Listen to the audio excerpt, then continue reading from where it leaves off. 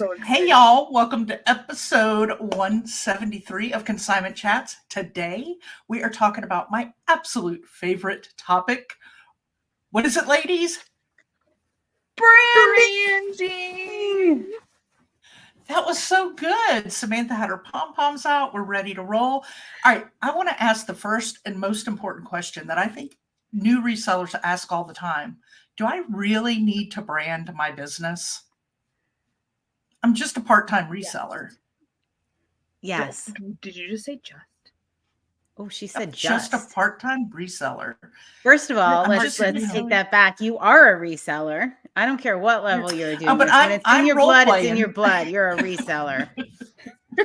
You're not just, you're a reseller. And yes, you do need to be branded.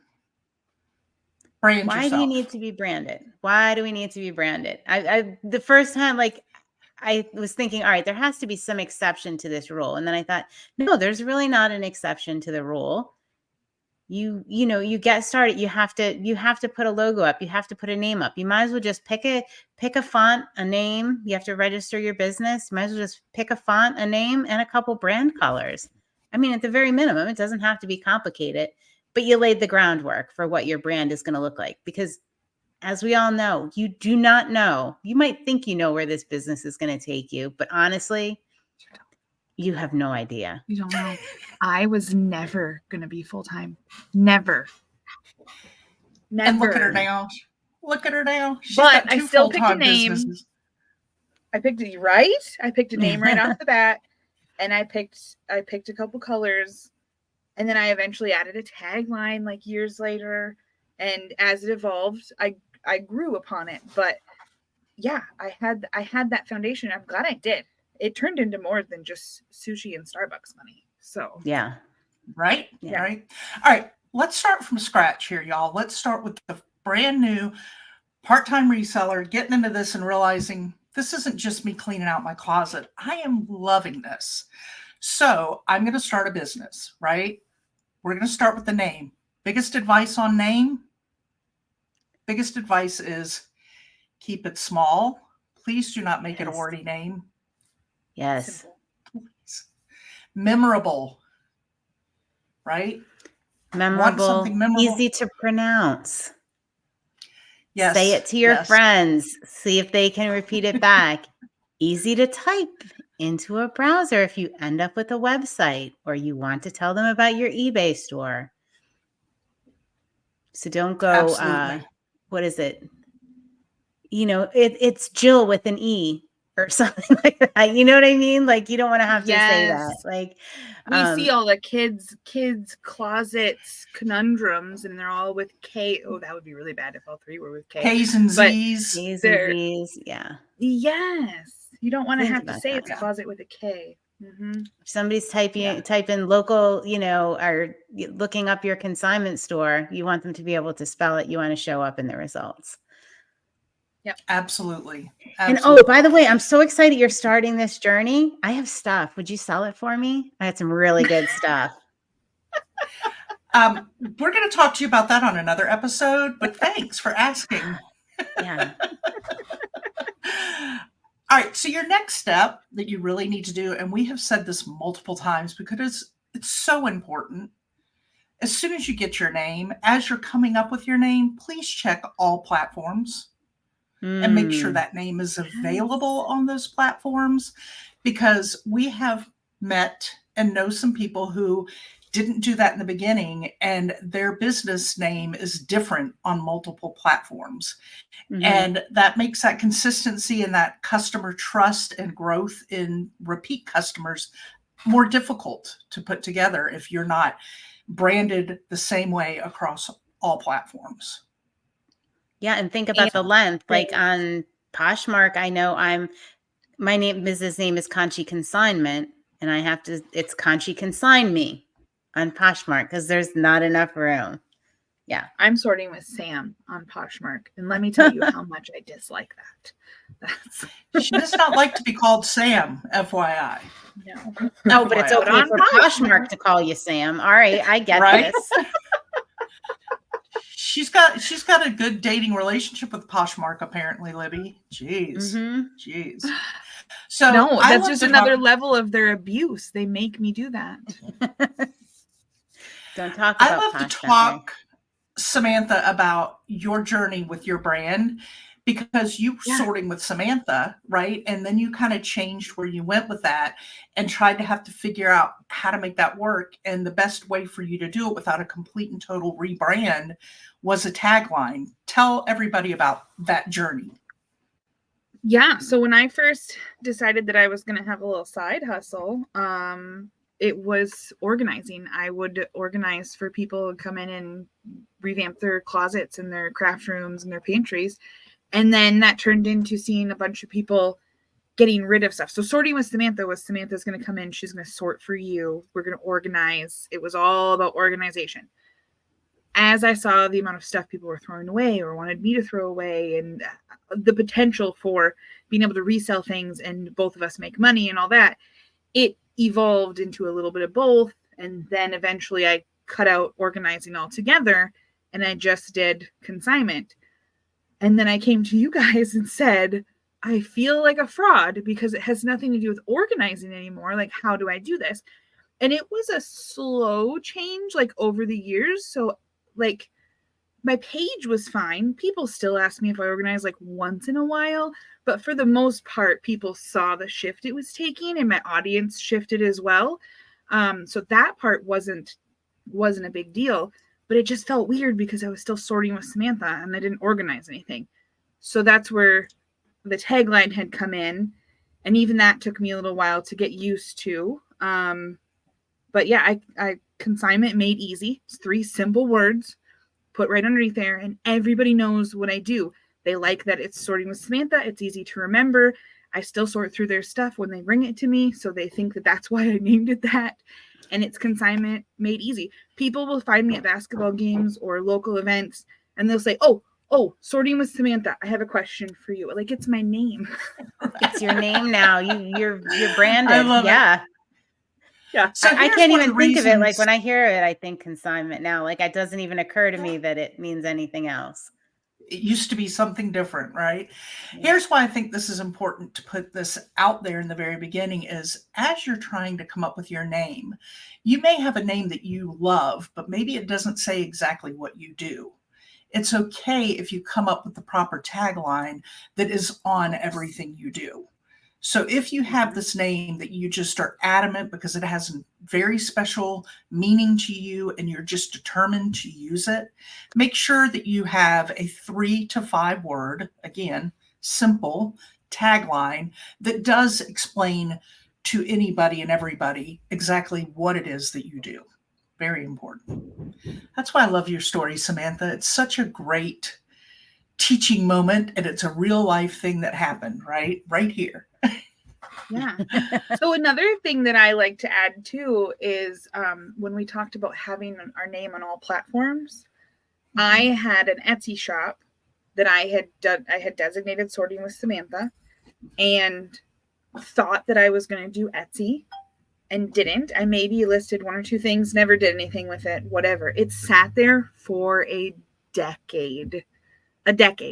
But when I was ready last year and said, I'm going to jump into Etsy, I just had to reset my password, log in, my logo and my name was already in there, and I already had everything all set up and was good to go. I just had to add items. It was so easy.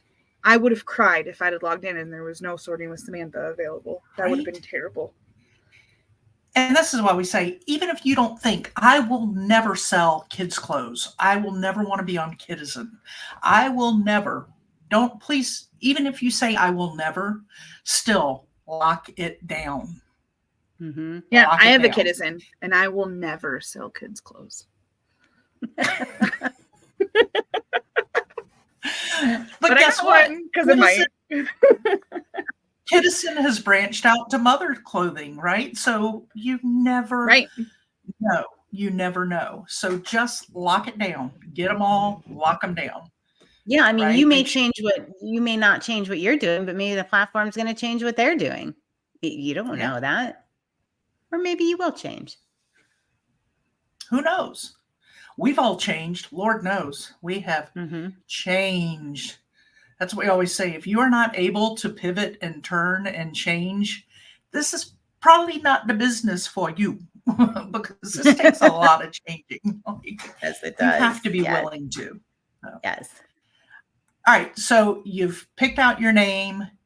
You've gotten all your platforms, registered your business, colors. Now you want to start thinking about your logo, right? You want to get that logo done. I just had a ton of fun doing a logo with our friend Jill of Rusted Truck Relics. Oh, was it so much fun? We have episodes out that you can watch that process. It's a fun one to watch because she was already, like Samantha, kind of tweaking hers along the way. Jill was an existing business who was doing I guess, kind of a rebranding, shall we say, but even different. Her story is very unique. So make sure you watch those videos. It's fun. It was a fun and meaningful journey to go through. But so select your colors. I haven't even seen at this point the finished logo. Have you, Samantha? No, I gave some input along the way, but I have no idea how it got mixed together and created at the end. But at the time you're watching this, the video will be linked up and you guys can see, you can watch the journey that she went through with Molly, guiding her through the logo creation, the branding, the story behind it, where she was going with it. And the next episode, the reveal of the logo and how she's going to implement it. Part 2. Really excited. I'm really excited to watch it. I'm a little jealous of you guys watching the video now that you're gonna be able to see it like right now. I want to see it too. Yeah. I'll have seen it by the time you guys are watching this video, though. Sorry. Yeah. So I'm going to use her for an example. Picking out Jill's colors. She, as you watch the story, you'll see there was a specific object I had to use to create her logo through that came with its own color, right? So it was easy for me to kind of pull those two colors, but I always want a third complementary color. And that's the part we have to figure out, right? So there are ways there, you can Google that. There are charts and places you can put that in and get the complementary color. Hers came with 2 different ones. We end up choosing one. And it's funny, when I first presented it to her, you'll see she was a little, But then when I presented it to her in a certain way, she was like, oh, yeah. So don't be scared. Always get that complementary color, put it in your brand kit, hang on to it, because you never know when you're going to want that pop color to add in there. Hey, what's a brand kit? A brand kit is basically, well, you can do one. We do ours on Canva. I recommend everybody do Canva. I am a Canva fan for anybody and everybody, because there is a free version. If you are not ready to put money out into something, it's a great free version. I don't think you can do the brand kit in the free version. However, I need to double check that. I know before. Well, they're always changing things. They're always changing things. Like right now you can't, but Canva is always changing and upgrading and providing new capabilities. So yeah. True. And so the other thing that you can do is you can create your own brand kit by taking the things that I'm telling you I do in Canva with our paid prescription. Listen, you can tell I just went to the drugstore a little while ago. Subscription is, they have a make your own brand kit where you will put your logo in there. You then add your colors in there, and then you pick out your fonts, your header font, your body font, and your accents. You usually pick 2 to 3 fonts. And then you have it there to always keep your colors and things consistent, your fonts consistent throughout. Now, I'm the kind of branding person, though, that I like to have a brand kit, but I also don't feel like you have to eat, sleep, and breathe that brand kit. I just don't. I want to mention, you did a really cool tutorial on showing the Canva brand kit. So we're going to link that up. It's really great. You walk people through how to create a brand kit. And this is like the basic thing. You can go wherever you want to go once you have this brand kit. You could have your just the name of your business with a background color. Like it doesn't have to be overwhelming, but set it up and you can evolve it as you evolve. But that tutorial is incredible. You've gotten some great feedback on it. People are like, I didn't even know I could do this. It's so easy. So guys, go watch it. And there's going to be an updated one too, because there's even more now in Brand Kit that was not there before. So there's even more ways you can build your brand now that you couldn't back when I first recorded that. So it's a wonderful thing. If you're not doing the paid version, you can still create these things and save them in a file on your computer so that you can access that. Yes, it's easier when it's right there, but do not fear. You can do it other ways. So I highly recommend it. I do. But I was saying before, I do believe in brand kits. I do believe in branded colors, branded font, your logo. I believe in all of that. I think it's very important to have it. But I'm also probably going to make other branding experts a little upset because I don't believe that your social media page, every post needs to have only your branding colors. I do believe that the majority should brand you. It needs to be in there somewhere. But if it's Valentine, pop some pink in there, pop some red in there. If it's Christmas, pop some green. Don't feel like you're held to that. Like when we do a special event, I still make sure our logo is in the things we do with that event. I make sure that it is branded in that way. But every color in that post does not have to be just our consignment chats branded colors. I think that if you do everything that way, it kind of becomes white noise to the eyes, basically white vision. You kind of things don't pop. They don't catch your attention. So I kind of ride this roller coaster. I know there's probably a lot of people that will listen and go, oh, no. But this is how I believe and feel and do. So I'm going to reference The Incredibles. If everything is special, then nothing is. So you need those pops in, like if every single one of your things is like super, branded and created, nothing is going to stand out, because if everything is that special, nothing is going to be. So I totally agree with you on that, Molly. Yeah. So whoever you upset, I don't care. Look, the lucky thing for us is we brand everything with our faces. So it doesn't matter what I do, as long as I throw Samantha's face there, they know it's us. Yes. All right, let's talk real quick about picking out your fonts, because there is something really important to keep in mind.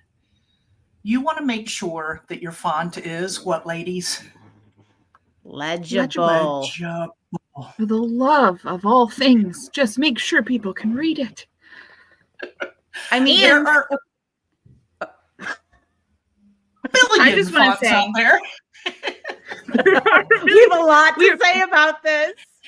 We all feel very heated about this part of it, because so many logos are not legible, or you can't understand them even if they are legible. But also, not everybody can read cursive. Not everybody understands calligraphy. Not everybody you want it to be quick and easy to read, easy to understand, and recognizable. Boom. As resellers, we've all had a garment or something that we could not read the logo on. I mean, think about that for a second, how frustrated it makes you. And you're posting pictures up on your Facebook groups going, does anybody recognize this logo? What is this? What does this say? Yes. I'm also going to steal something from our friend Maggie Weber, the refashioned hippie. Love her. She posts videos, and her main takeaway on a lot of them is just have a 13-year-old boy look at it. Make sure that there's different demographics and different people looking at your logo so that everybody understands and gets the same takeaway from it. Yeah. I love that. And I it's one of my favorite things she says, because it is so true. Like, it is so true. Get a group of 13-year-old boys, have them look at it, and get their opinion. Could stop you from some major mistakes. Yes. So, all right. So logos, keep it simple. You'll see in Jill's video, she had some ideas of things she wanted. When she said them initially, I was like, ooh, because I kind of was like, that's not going to work. But I didn't say it. I put the logos together and I presented them, and she went exactly where I would have gone. So it was nice because I did her vision of what she told me verbally, but I knew deep down that really wasn't going to work, right? But I needed her to see that. I didn't want to not give her what she wanted. And without ever having to bring it up, boom, she saw it. So keep things, my big advice is keep it clean, simple, like we're saying with the words, but just your overall logo look. Keep it clean and eye-catching. Boom. Real quick talk about, I'm scared to make a logo. I don't know how to make a logo. What are our options? Well, you can hop in our Patreon group and hire you for a consultation. There's one. There's one. You can just. I got mine from Etsy back in the day. I just scrolled through until I found one I liked, and I had no idea what I wanted for colors or fonts or any of that stuff. I just had a name in mind.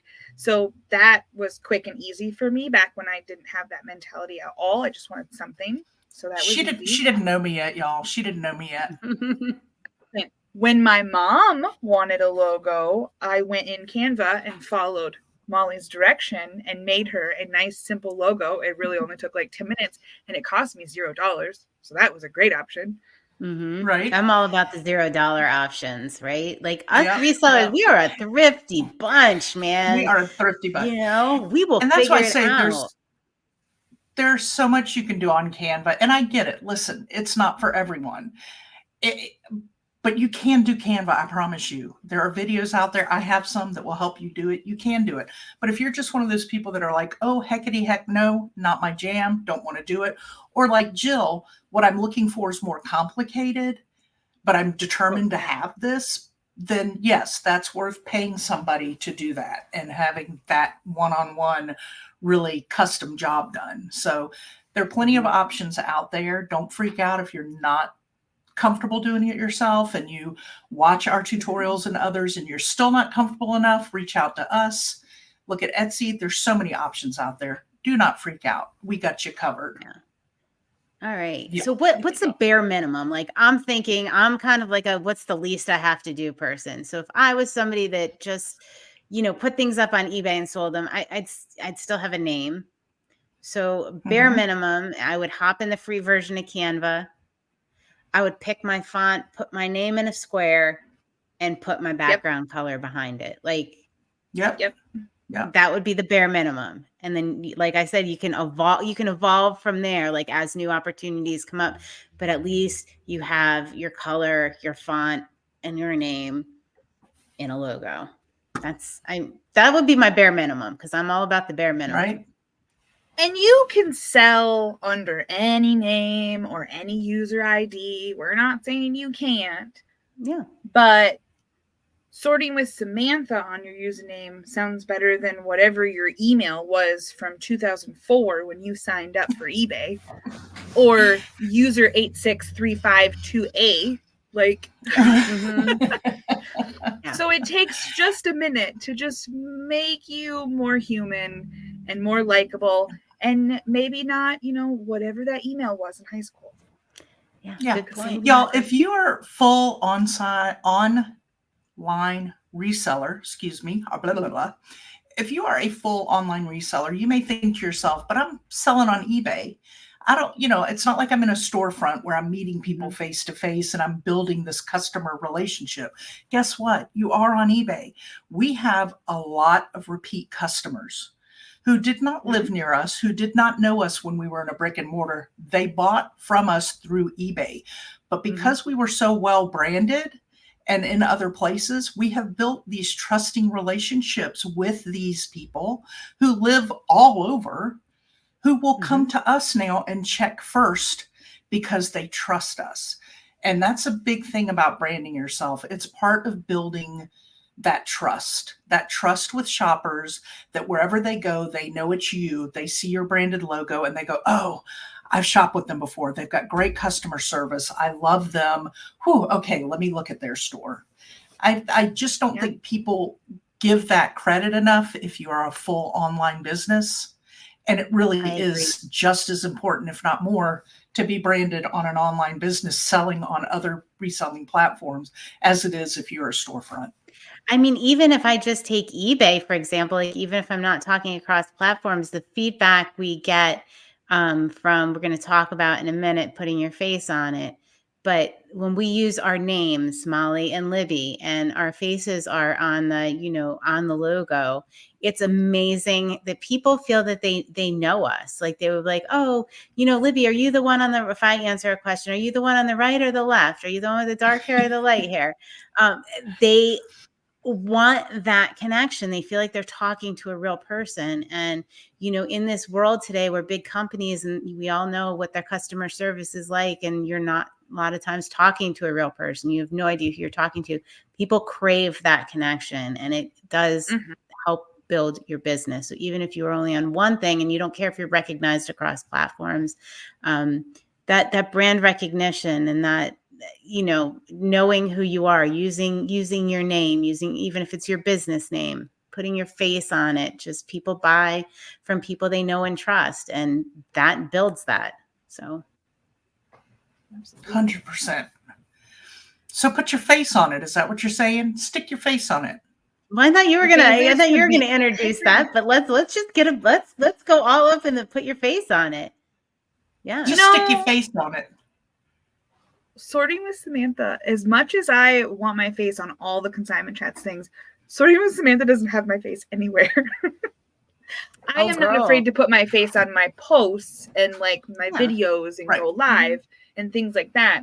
But my actual logo and banner, I think they need an update because we tell people to do it all the time.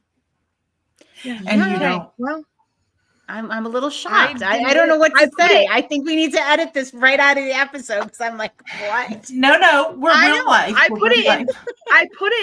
put my face in all my posts. Yeah. And all my stuff. You but do. Yeah, I didn't really. And I guess that's why I don't banner. I don't think about it with you because I'm so used to seeing your face everywhere that it never dawned on me that it isn't. But I do stick my face in a lot of places. Yeah. Right. You do. Yeah. maybe it's time for the logo update.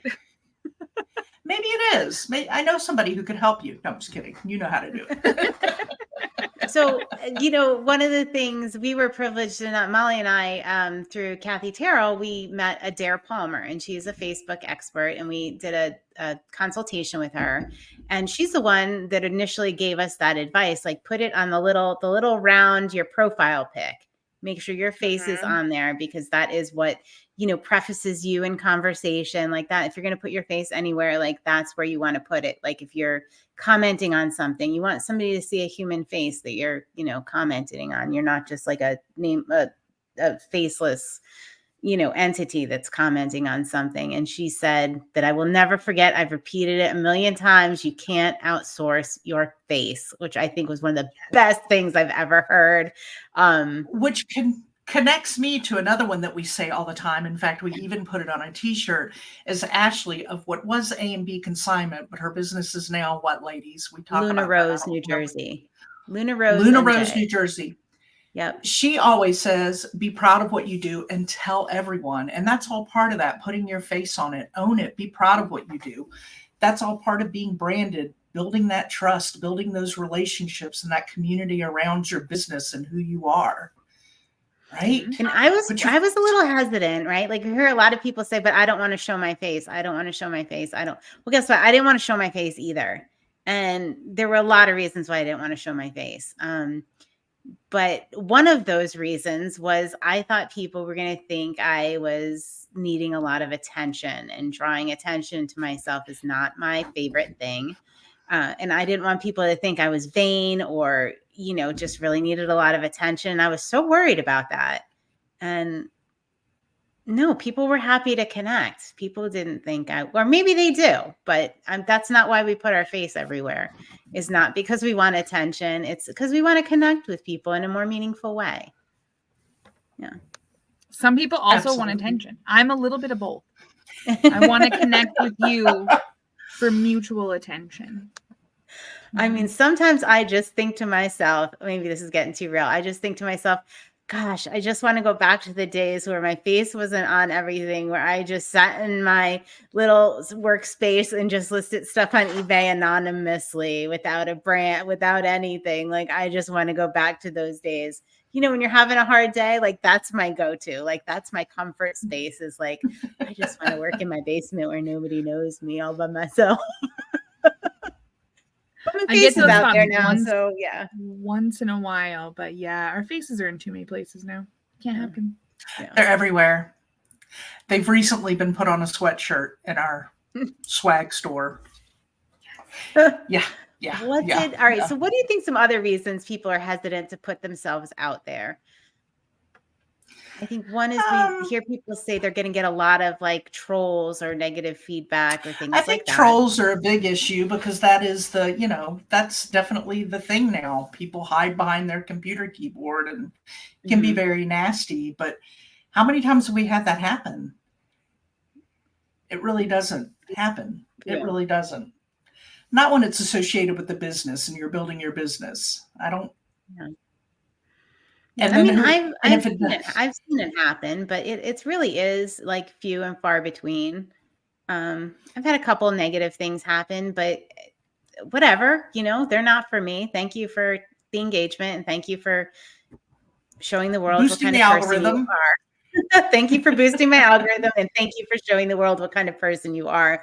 Like, big deal. And those people will find something no matter what. They're either going to tell you that your hair looks weird, or that the font you chose for your thing is weird, or that they don't like the color blue. You should have chose red. Like, they're going to find something. They're just that kind of people. So it's fine. Yeah.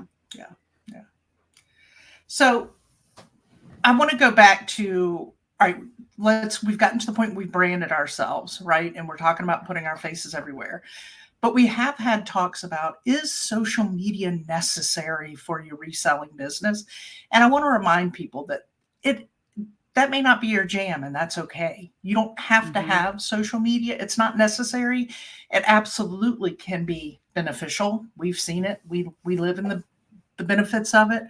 But we also know many, many people who are branded only on reselling platforms. They are not putting themselves out there in the world of social media and have very successful reselling businesses. So I want to keep that out there to remember that you got to do what's right for you, your mission, your business plan, and don't think you have to do everything, because you don't. I can go back in the basement and just work all by myself and list. I think you might have nailed a bunch of nails down in that door frame a long time ago. Sorry. Yeah, I think so. But I love that point, and I think it's one we can't make enough, is there's so much pressure to be on social media. But if it doesn't fit your business, you don't enjoy it, it doesn't fit your business plan, you don't need to do it. Just forget about what everybody else is saying, what everybody else is doing. You do you. But do it in a branded kind of way. Do it in a branded kind of way. So that when you go to those, yard sales, wherever you are, you can put your card out there to people and tell them what you do. And do it. All right, y'all. Gosh, I feel ready. I feel ready to brand somebody else. Who's next? I know. I want to brand all the people. Go over to our Facebook community. Yeah, go to our Facebook community, and if you are in the process of branding, or you want ideas, or you want whatever, you can also post over there. We love voting on stuff. We love putting input there. And then, like we said, if you want some one-on-ones or 3-on-1s, or however it may work out, then come over and we can meet with you and get things going. But we love doing this kind of stuff. It's so much or if fun. You want a we bigger, I mean, our mastermind group is phenomenal in Patreon. Like, we talk about and we solve the world's problems over there, folks. Every week we do. The whole world. Wow. We talk about it all. We really do. Yep, we do. It's good stuff. All right, ladies, I'm ready. I'm ready to brand. Y'all ready? I'm ready for Samantha to go rebrand. Now she's got to go put her face on it.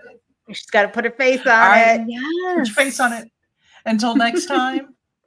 Cheers. Cheers.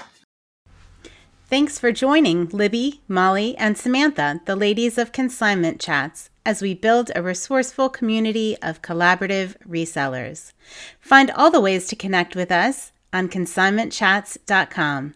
Episodes are available on YouTube and anywhere you get your podcasts. In addition, join our free private Facebook community.